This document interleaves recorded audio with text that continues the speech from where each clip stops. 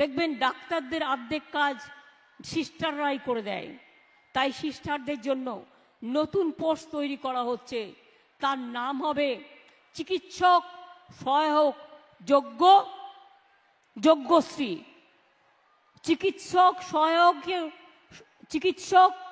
সহায়ক যজ্ঞশ্রী নার্স, এরকম টাইপের একটা কিছু নাম দেওয়া হয়েছে। নামটা আমার ঠিক এক্স্যাক্টলি মনে পড়ছে না, বাট এই টাইপেরই ওদের যজ্ঞশ্রীর মধ্যে নিয়ে আসা হবে।